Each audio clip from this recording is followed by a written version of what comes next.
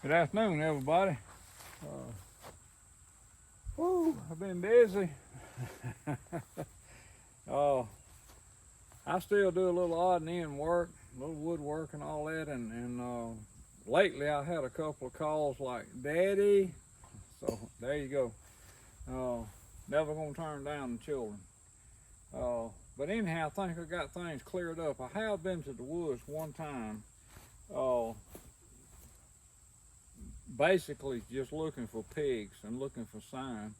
And I found some. I'm not going to tell you it was smoking fresh, but I found some. But enough to get me in the mood to go back. But I kind of promised myself I was going to do some small game hunting with a slingshot in this. And that one time that I went to the woods, it was almost like the squirrels were daring me. I mean, I got squirrels at 5 yards on the side of a tree looking at me. I mean, like, okay. Didn't have them slingshot, obviously. But either way, I took that as an invitation from the squirrel community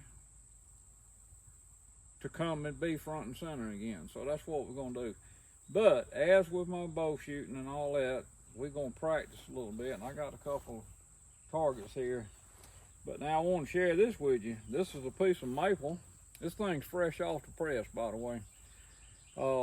Piece of maple. Got some number 7 bands on it. But what I've done, I have discovered in my education process on slingshots that you get a ratio going. And most of the time, when you get these bands, and I bought these pre-made, except, you know, you have to hook them up, except you have to cut them. They come at a length that's probably too long for everybody except Goliath the Giant.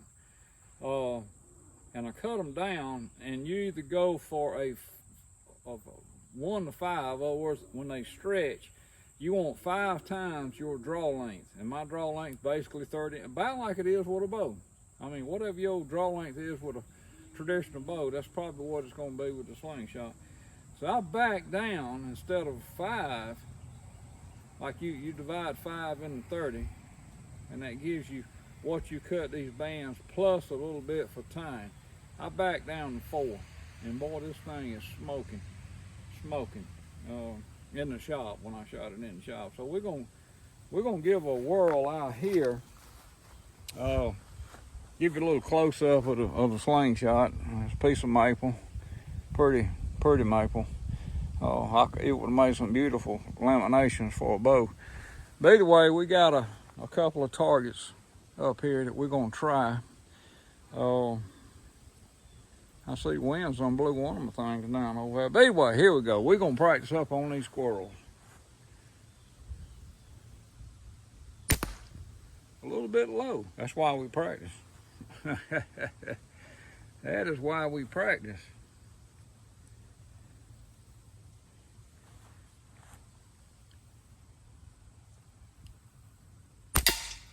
Okay.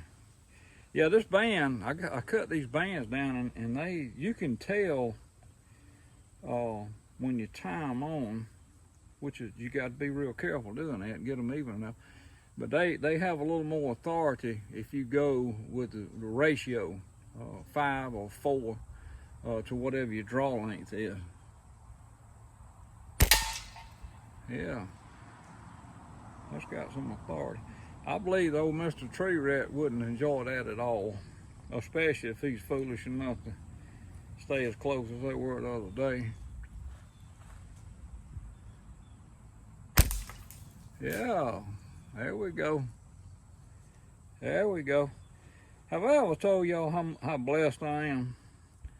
Lord allowing me to do stuff like this. Of course, he's blessed me ever since the day that my mother birthed me. But I was just not smart enough to realize that. It's just a touch to the left and just a touch high on that clay target. Very pleased with this new addition to my arsenal. Yeah, very pleased. Either way, that's where we are. A little maple, Number 7's cut back down to a 4 as far as my draw length is. And what it is, when I say that, you 30-inch draw, and then divide that at 4 into that, and you come up with your band length plus a little extra to be tied right there. Whoo, I'm happy. I'm happy. And I'm blessed in that. So, all right. Maybe I can find one of my friends that I can build one of these for, and we can maybe have a challenge hunt. Any takers? You know, I'm supposed to love my neighbor as myself, so I'm offering a little love here. Bless the Lord. See you guys later.